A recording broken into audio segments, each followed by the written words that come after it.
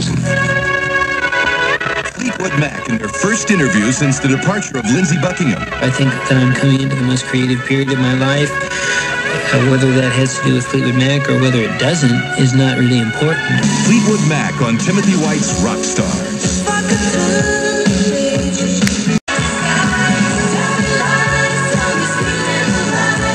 Little Lies, Fleetwood Mac from their latest album, Tango in the Night. Hi, I'm Tony Pigg. Welcome to Timothy White's Rock Stars. For Fleetwood Mac, 1987 marks both their 20th anniversary and the start of a brand new era in their existence. Indeed, everything old is new again, as Lindsey Buckingham leaves the band and two new players join the living legend that is Fleetwood Mac. Formed 2 decades ago by Mick Fleetwood and John McVie as an offshoot of John Mayall's Blues Breakers, the cast of characters in the Big Mac has included legendary guitarist Peter Green, Jeremy Spencer, Danny Kerwin, and Bob Welch. When Stevie Nicks and Lindsey Buckingham joined the band in 1975, the group made the leap from blues rockers to pop superstars. And now the band is entering a new era. The first new face in Fleetwood Mac is lead guitarist Rick Vito, best known for his work with Jackson Browne and Bob Seger. The second new recruit is singer-songwriter Billy Burnett, who has 5 solo albums to his credit. Billy's father Dorsey and his uncle Johnny led the legendary rock and roll trio that recorded the original versions of classics like Train Kept A-Rollin', Honey Hush, and Tear It Up. On this edition of Rock Stars, Stevie Nicks talks for the very first time about the new band, and Mick Fleetwood, John McVie, and Christine McVie share personal insights into the living history of Fleetwood Mac. Plus, 2 Rock Stars exclusives. For the first time on radio, Christine McVie presents the original demo recording of the song Everywhere, and Stevie Nicks unveils an unreleased duet with new member Billy Burnett. Now, here's author and journalist Timothy White with Lindsey Buckingham. Do you think, since you embarked on a solo career, that you've made your dreams come true thus far?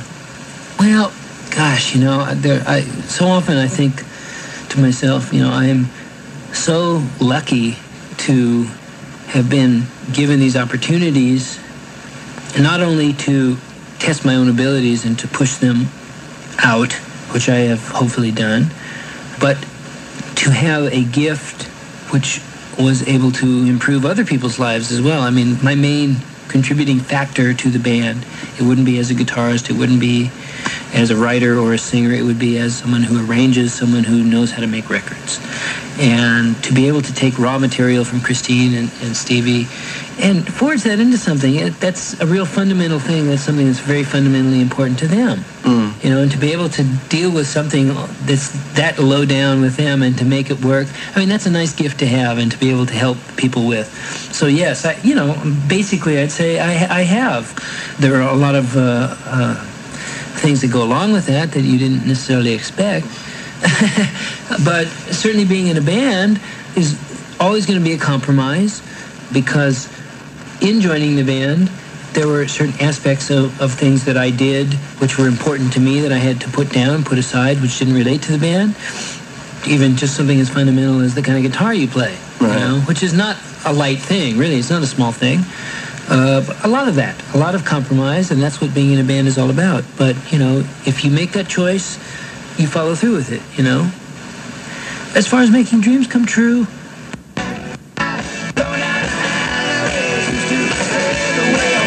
but, you know, as I said before, I think that I'm coming into the most creative period of my life.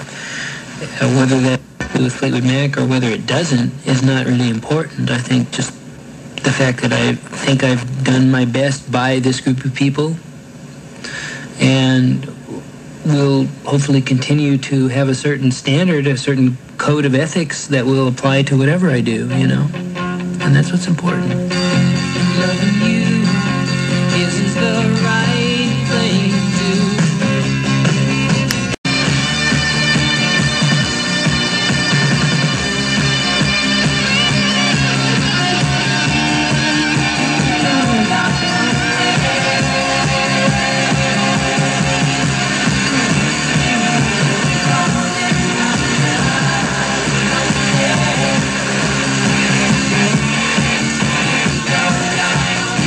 I just think in hearing you talk about a song that you wrote when you first joined Fleetwood Mac called World Turning, which is a song about continuity, you know, about things going on, you know, willy-nilly, for better or for worse, you know, and maybe sort of appreciating that. Well, I mean, there's nothing as constant as change, you know. And I think what you got to do is just keep your eyes open. There's never a point where you can say, where you can afford to be complacent, you know, where you can say, well, I've got this nailed, now everything's going to be okay. You've got to, you know, if you're any good at what you do, you know you can be better. And I think being in this business, you've got to have that be an ongoing nurturing process, to constantly be cultivating what you're doing. Again, we talked about the rumors and the machinery that was set up at that time. I felt that that was a danger zone when people stop really looking at what the work is and start noticing the phenomenon per se, the sales, you know, all of that. You've got to look at the work. You can't go for the stardom per se. I mean, that's a nice thing to try for too. And obviously, we all want to reach as many people as possible. But you've got to go for the work. You've got to keep on top of what's going on. You've got to, you know, you've got to be dedicated to what you're doing. So things are always changing. You know, you got to stay with it. That's it. Everybody's trying to say I'm wrong. I just want to be back where I belong.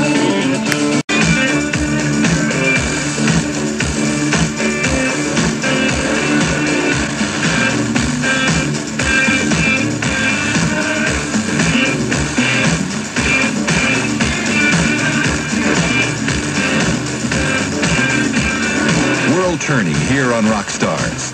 Before that, Go Your Own Way, 2 Lindsey Buckingham songs from Fleetwood Mac. After announcing his departure from the band, Lindsey is putting the finishing touches on his 3rd solo album. And coming up next, a Rockstars exclusive, a never-before-heard Fleetwood Mac demo tape, when we join Christine McVie on the Fleetwood Mac edition of Timothy White's Rockstars. Back to Timothy White's Rockstars. Now, for the first time on radio, the original demo version of a song written for the Fleetwood Mac album Tango in the Night. Here's Christine McVie and Everywhere. Can you hear me calling out your name? You know that I'm falling and I don't know what to say.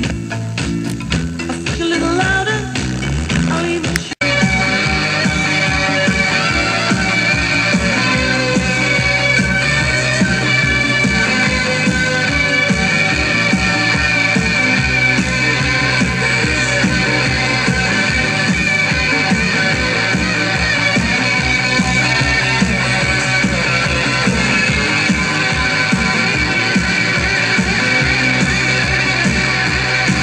What are your mom and dad like? Well, my mother died about 18 years ago. She was a wonderful lady. She, I think, was frustrated in the sense that she was not musical and the rest of us are. But a remarkable, very psychic lady. How do you mean psychic? You mean she had an She was intuitive... psychic. She belonged to Psychic Research Society. She was a medium. And she was also a faith healer. And my father is still alive and kicking and wonderful, and he's 82 now, remarried, still active in the City of Birmingham Symphony Orchestra, and he remarried a woman who's actually only a year older than me and fathered another son who is an aspiring classical composer who's only 14. My brother is an entomologist for the government in England. That's the study of insects, is it? Yeah. Study of bugs. I've got this little tray of fossilized bugs that when he comes, he and his wife are both entomologists, and when they come to stay, I always hang this dreadful plaque of dead beetles on the walls to make them feel at home, you know. Very, very interesting family. Great family. Did you ever see your mom practice faith healing or lay on hands? I never saw her practice, but I remember one time that a very, very dear old friend of my father's, who's dead and gone now, had leukemia, and she had been told that she, you know, had virtually no time at all to live. And I can remember my mother being sent this white kid glove, which she wore a few times in bed, and within about a month or something, there was a phone call from this lady's companion saying that the doctors couldn't understand, but she was completely healed. completely not a thing wrong with her. You know, I remember I had a rather, not a very nice story for the radio, but I was only little anyway. I had a rather nasty wart underneath my nose when I was about 8. And my mother just put her finger on it one night before I went to bed, and I woke up the next morning, it was gone. Why? You know, at the time when my mother was alive, it concerned me because she used to belong to the Psychic Research Society and go off ghost hunting, and, you know, she used to have great fun. I mean, she wasn't a spooky woman at all. She was a terrific laugh. But I can remember I just wanted her to be a regular mum, and, you know, I used to go, "You're too weird, Mum, you know? Why don't you just be an ordinary mum?" Can you understand me? Baby, don't you hand me a line?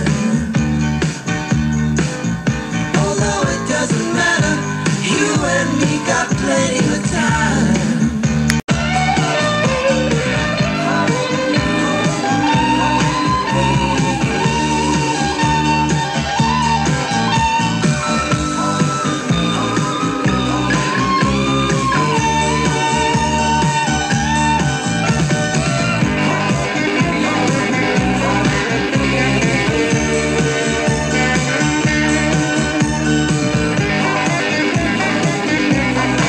What do you think has been the dynamic that's held Fleetwood Mac together? Well, I don't know if it's any one person or any one... I think the energy shifts from time to time, you know. When there's a lapse in one person, there'll be more energy coming from another. It's always compensated somehow by the energy shifting itself. Mick, I would say, is the guru, if you like, the daddy. Christine McVie on the Fleetwood Mac edition of Rockstars. We heard Hold Me from the album Mirage. Before that, Isn't It Midnight off Tango in the Night. And we started with the demo of Everywhere. We'll hear from the guru of Fleetwood Mac, Mick Fleetwood, when Timothy White's Rockstars returns. On 100.7 WMMS, the Buzzard rules Cleveland. And now back to Rockstars. Here's Timothy White in conversation with Mick Fleetwood. What fires me is playing behind someone that does just that, inspires you and moves you. And I've been lucky, and also I know that my standards are, I would think, really rather high in terms of knowing when I'm not playing with someone that just doesn't happen to have that certain something through no fault of their own.